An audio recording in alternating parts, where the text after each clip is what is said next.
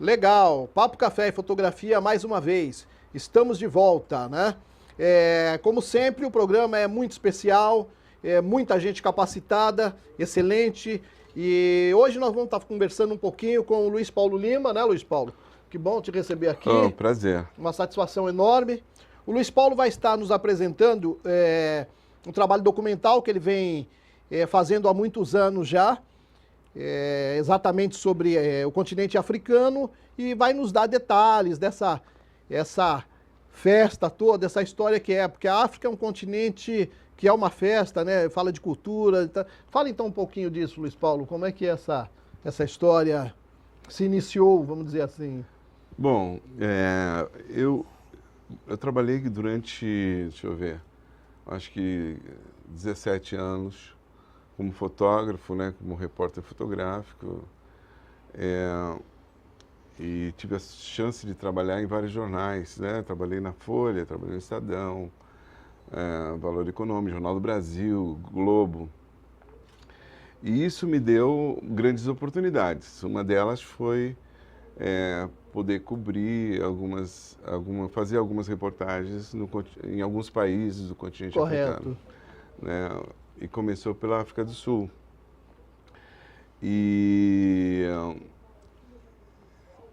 aí, a partir daí, eu comecei a desenvolver um projeto que tem a ver com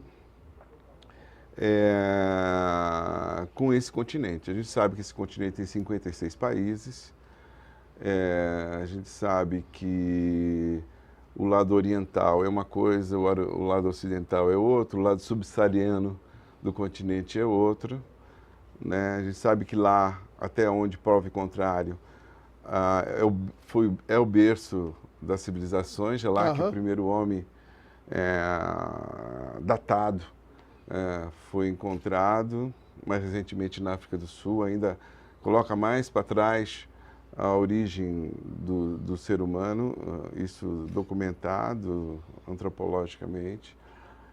Então, e sempre foi o meu interesse em conhecer aquele país, conhecer esses lugares, esse continente, pelo menos parte deles, né? Então, eu tive durante aí 9 anos, não consecutivos, mas viajando 40 dias. Certo. Para esses países. Sempre tá indo. Para alguns desses países, foram 9. E com algumas coisas em mente. Primeiro, a base, né? A base da pesquisa, porque mesmo que você trabalhe com fotografia, ele sabe que a fotografia ela é carregada de subjetividades. Correto. Eu procurei fazer um recorte de um olhar de fora. É muito importante falar isso. Isso já são do primeiro... Que país que é isso que a gente já está vendo aqui? Aí é Queto. Queto foi o 4º país que eu visitei. Certo. Queto é uma cidade do Benin, a República Popular do Benin. E é muito interessante porque o Benin foi um dos portos de translado de escravizados para as Américas. E principalmente a América Central, ali Caribe e aqui um pedaço do Brasil. Maranhão, você tem descendentes diretos dessa região do Benin. Sim. E o Benin, você tem lá no Benin, eu pude visitar, fazer um trabalho porque lá o número 7 é um número cabalístico, é um número importante. Sei. Então, existe as 7 cidades sagradas do Benin, e eu fiz um trabalho ligado a religiosidades, mas não especificamente na religiosidade, mas como a religiosidade ela está imbuída no cotidiano de vários grupos étnicos, vários grupos étnicos. Esse aí, no caso, os Ndebeles. Certo. Ndebeles já é na África do Sul. Sim. Já é na divisa com Botsuana e Namíbia. E, então, esses lugares eles são carregados de informação, de culturas, Certo. né? E que se sabe muito pouco delas aqui no Brasil. Sim, né? as informações que nós recebemos é muito pouco. É né? muito pouco. Agora, através de Até leis... por essa pluralidade que existe lá, né? Que são várias. Uma diversidade Exatamente, muito grande de grupos étnicos e, consequentemente, de multiplicidade de culturas. Isso é uma coisa importante ser dita, né? Não é uma coisa una. Quando se fala de África, parece que é uma coisa só. Não é, né? Você tem uma cultura muçulmana islamizada muito significativa. Você tem uma cultura da religiões Fons, da religião Nagô e Yorubá, também muito significativa, né? Certo. Então você consegue entender, o norte é uma coisa, o sul é outra. Então, e a ideia disso, por exemplo, você falou do norte e sul, a ideia era pegar exatamente, documentar essa postura dessas etnias dentro de cada... Não é um trabalho etnográfico, Não, é né? bom que se diga, não é um trabalho É um etnográfico. trabalho documental, mas... É um trabalho embasado com... Eu fiz pesquisa antes de viajar, isso é uma coisa importante. Quer dizer, eu estava até comentando um pouquinho antes aqui, de que quando se viaja para certos lugares, é muito legal você se informar sobre aquele lugar que você vai tem uma visitar. referência antes. Porque senão você vai para a África do Sul, faz um safari e parece que está tudo resolvido. Olha, fui para a África, fiz um safari e está ótimo. Já conheço o continente africano. E, na verdade, não é assim, né? O dia a dia é outra coisa, né? Não, Porque... e a cultura civilizatória desses povos, né? As lutas históricas, né, da independência africana, você passa por isso quando você viaja para esses lugares. Se você não tem essa informação, você não consegue absorver essas experiências, né? São experiências... Eu tenho relatos... Eu documentei sensorialmente também, Certo. quer dizer, então eu tenho muita coisa de áudio, de sons. Aí no África, né? aí já entra... Isso aí em Queto também, é o rei de Queto, com seus ministros. Sei. Tem um dia da semana, Sim. um dia da semana o rei vai para a porta do palácio e com todos os ministros Certo. e as mulheres, porque esse rei aí tem 15 mulheres. A mais nova tem 15 anos, Poderoso, 14 anos. Você é um rei E a poderoso. mais velha deve ter uns 60 e poucos anos. Então, ele chega ele recebe os súditos. E os súditos vão levar os dízimos, que seriam dízimos, mas na verdade é uma maneira então um leva um saco de inhame, outro leva uma galinha, outro leva um bode, o rei abastece isso e ele contabiliza isso. Se você fechar os olhos, você parece que está no século XVI. A única referência é que ele usa um laptop para contabilizar esses dízimos. Então, que coisa, isso né? te coloca no tempo atual. O tempo que nós estamos vivendo e tal. Entendi. Então, você encontra essas particularidades. Particularidades, né? Nessas regiões que eu fui. Aí, se não me engano, também no Benin, onde existe uma floresta sagrada. E aí, ali no fundo, é um templo antigo, muito antigo, e que eles construíram um novo que fica no lado anterior, mas eles não desmontaram, porque lá está enterrados os fundamentos da cultura Fon. Então, os templos não são derrubados. O tempo que vai determinar a durabilidade desse lugar. Entendi. Então, é um pouco isso. Ali é muito legal isso aí, porque cada rua são famílias, praticamente, que moram nessa rua. E essas famílias, elas têm a cultura da trança. Trança com muito tempo, de 100, 200 anos, que trança do mesmo jeito, os cabelos. Então, O legal é que cada rua, se você quiser escolher um tipo de trança para fazer, Sim. você escolhe a rua. Você escolhe a E rua. você escolhe uma família que tem tradição, uma tradição cultural disso, dessa maneira de você trançar o cabelo. Aí o chefe, aí já é a África do Sul. É uma etnia chamada Nedebeles, e é muito interessante porque você tem o chefe da etnia, que é esse cara, mas quem manda são as mulheres. Sim. Então, ele só é chefe só para... a mulher mais velha, ele para tomar uma decisão, ele tem que consultar a mulher mais velha. Então você tem então, o primeiro impacto é que você vê, pô, tem o chefe, mas quem manda são as mulheres. Quem manda são as mulheres. E é muito legal, porque, está vendo, toda essa parte dos desenhos, das casas, são feitos pelas mulheres. Quer dizer, todo o trabalho artístico das roupas, olha, isso aí são... por que para ir na África, aí chega a 2 graus negativos. Nessa região. No inverno. E você tem calor de 38 graus, 40 graus. Então tem esses contrastes. Aí uma delas está pintando, fazendo as pinturas.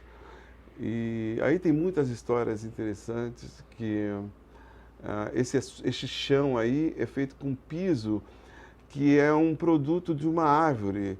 Eles cortam, é um tipo de árvore que sai uns gomos, eles endurecem pelo caule. Certo. Elas raspam isso e misturam com terra e viram um asfalto que, cara, dura muito tempo. E elas são também nômades, quer dizer, eles ficam durante algum tempo por aí nessa aldeia que eles constroem, depois eles mudam. Legal. Constrói tudo de novo. Espera só um instantinho, a gente já continua. Vamos ali só tomar um café e já voltamos.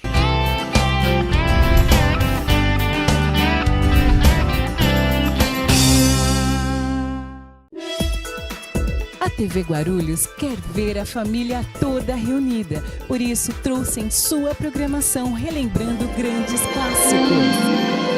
A Ilha da Fantasia. Genie é um gênio. Profissão Perigo. 2 homens e meio.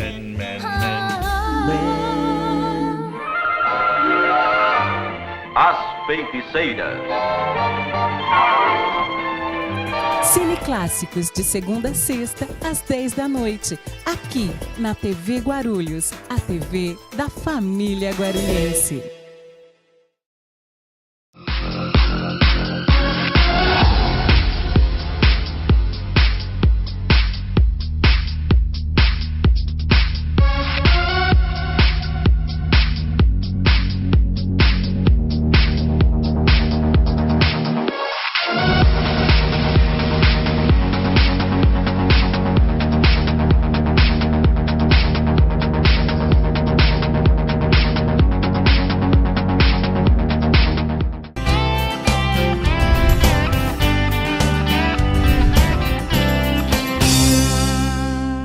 Legal, estamos de volta. Papo Café e Fotografia.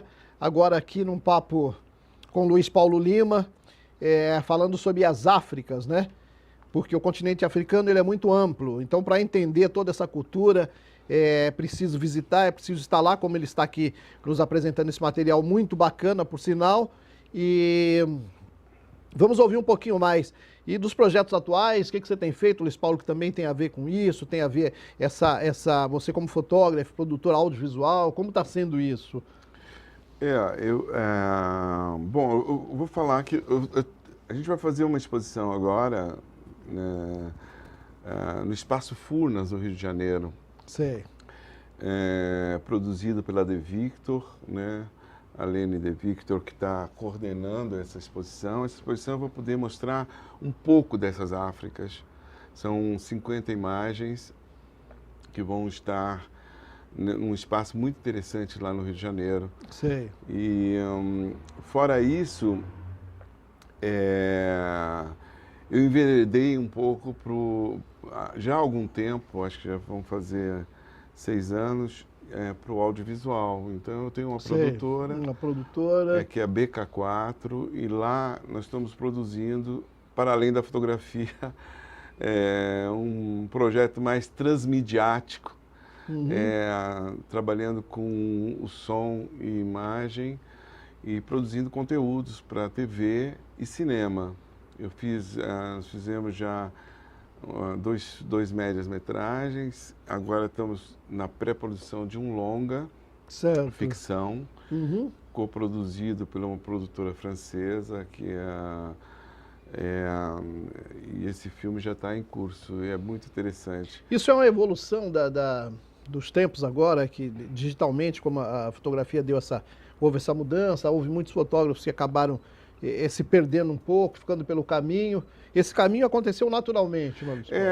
Eu vim da geração do analógico, né? A passagem do analógico para o digital. Então, com o digital, mudou também as possibilidades de uso dessa linguagem, né? E hoje você vê essa linguagem de várias formas, com várias possibilidades e tal. E eu voltei a estudar. Eu estou fazendo a pós-graduação, o mestrado na ECA, agora na Escola Comunicação, mas eu fui estudar televisão antes disso. Eu estudei na Sony Broadcast Television, e depois que eu voltei dos Estados Unidos, eu comecei a trabalhar com televisão. Trabalhei na TV Cultura, aqui de São Paulo, e depois na Record durante um tempo, um ano. E agora eu estou produzindo conteúdos para a TV, na área de esportes. Lá a gente produz institucionais. E isso foi naturalmente acontecendo. Beleza, foi acontecendo, né? Mesmo. Foi acontecendo. Eu acho que a fotografia, ela é a base, porque nós temos uma cultura da imagem, né? Sim, com certeza, né? Quer dizer, a nossa consciência, vamos dizer assim, de informações, ela parte do visual. Com certeza. Deixa eu só... vamos ver mais algumas imagens? Pode ir falando, Luiz Paulo, só para a gente do visual. Falou do visual, a gente vê mais algumas imagens para a gente aproveitar, quem está nos assistindo, conhecer um pouco mais do trabalho aí maravilhoso. Tá bom.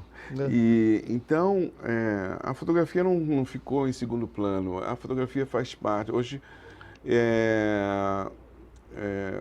eu acho assim que esse caminho, os caminhos que estão apontados nos mercados, no trabalho pessoal, autoral, é de você usar todos os sentidos. Sim. Eu acho que é esse que eu de repente acho abriu-se novos espaços com novas leituras, com novos enfoques. Então acho que o caminho é esse mesmo, né? Você acaba produzindo mais coisa, né? A fotografia te dá a fotografia te dá uma base, né, de uma maneira de olhar o mundo, né? E a tecnologia também, ela te desperta você mexer com outros sentidos, além do olhar, né? E hoje as demandas no uso da imagem, ela vem sempre atrelada com outras informações. Sim, com outras mídias, né? É o que a gente está falando hoje de visões transmediáticas, visões de transmídia. Isso são maneiras de perpassar, de transversalizar várias plataformas e você transformar isso em conteúdos. Excelente, excelente. Eu acho que esse é um caminho que eu escolhi e que eu tenho me dedicado. Embora na ECA eu estou tratando de hipermídia, que é uma outra coisa. Sim. Que é mais ainda. É um projeto ligado à Universidade de Stanford, nos Estados Unidos, e a gente está discutindo lá o conceito do jogo. A vida é um jogo.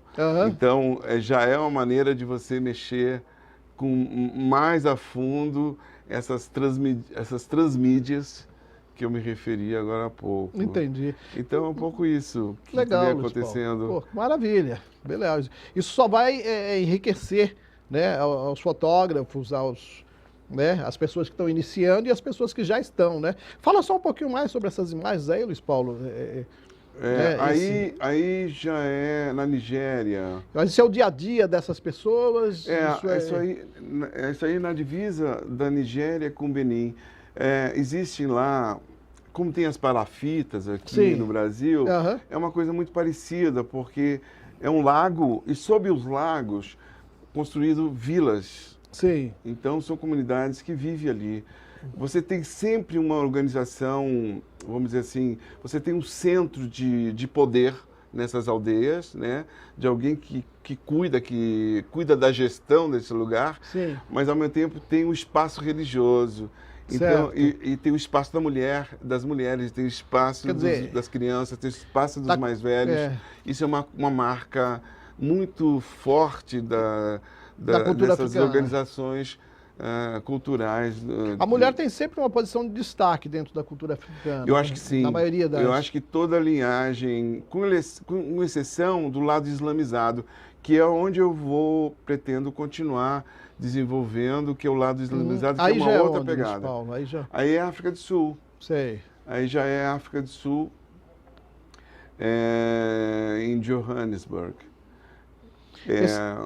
E por que esse lado mais islamizado? Por que essa escolha de estar documentando lá? Porque o continente ele é plural, né? Então, toda a parte subsaariana, você tem uma forte tendência à religião dos orixás, as religiões neopentecostais, o lado anglicano no sul. Agora, o lado oriental é Nigéria, para o centro, para o norte, ele tem uma presença muito grande dos povos islamizados, do islamismo, que eu trabalhei muito pouco, que eu gostaria de trabalhar um pouco mais. Legal. Nesse sentido. Que bom, Luiz Paulo, você ter apresentado um pouquinho do teu trabalho, né? O nosso tempo já foi, né? É interessante isso, é uma pena, mas vai ter que voltar um outro dia para falar um pouco mais. Com o maior prazer. Tá bom? Eu queria agradecer a você, agradecer a gente já tem um pouquinho ainda para ver mais algumas coisas e tal. E pode soltar mais algumas imagens aí para a gente rever de novo, mais algumas daquelas imagens, entendeu? Uhum. E esses projetos futuros, quem tiver interesse em estar participando, existe essa possibilidade? Como que está sendo isso? Eu estou pensando no livro, eu estou pensando em várias maneiras de você mostrar esse trabalho, porque são coisas únicas, né? É um trabalho autoral, lógico, ele não é um trabalho etnográfico, como eu falei, mas é um trabalho usando a fotografia, conhecimento e sensibilidade. Eu acho que é um pouco esses três fatores, e a ideia é de mostrar isso de alguma maneira, que fique um pouco mais tempo. O livro é um bom caminho para isso. E você está documentando uma parte disso também em vídeo? Tô. Mas aí são o quê? São diálogos ou são uma parte mais musical, uma parte... Não, eu tô usando essas ferramentas, né, para... ainda não tem muito claro o que eu vou fazer com elas. Mas está gravando. Eu estou aproveitando, sempre que eu vou fui fotografar, eu sempre gravei em vídeo esses lugares com outras impressões e de uma outra maneira. Isso ainda está nos arquivos, ainda não editei isso, eu só fiz a decupagem. Mas é um material muito rico, um material muito interessante que eu pretendo usar, sim. Que bom. Deixa eu te perguntar uma outra coisa que é importantíssimo para quem nos assiste.